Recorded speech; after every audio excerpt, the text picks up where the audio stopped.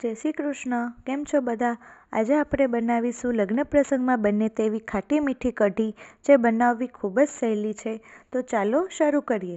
આપણે પહેલાં લેશું એક બાઉલ, 2 ચમચી બેસન, સ્વાદ મુજબ મીઠું, અડધી ચમચી હળદર, 3 ચમચી ખાટું દહીં. જો ખાટું દહીં ના હોય તો તમે મોરું દહીં પણ લઈ શકો, અને દહીં ના હોય તો તમે છાશ પણ લઈ શકો છો. હવે બધી જ વસ્તુને બરાબર મિક્સ કરી લેશું, થોડુંક પાણી નાખીને.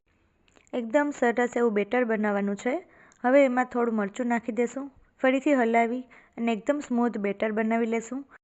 હવે વઘાર કરવા માટે ટમેટું, મરચું, ધાણા અને લીમડો લીધો છે.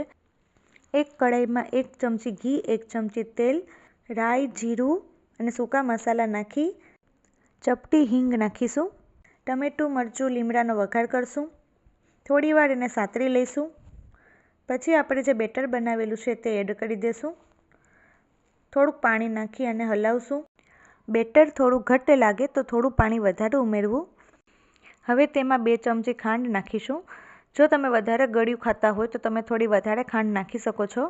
હવે ધીમી આંચ ઉપર ઉકળવા દઈશું. 5 થી 7 મિનિટ ઉકળવા દઈશું.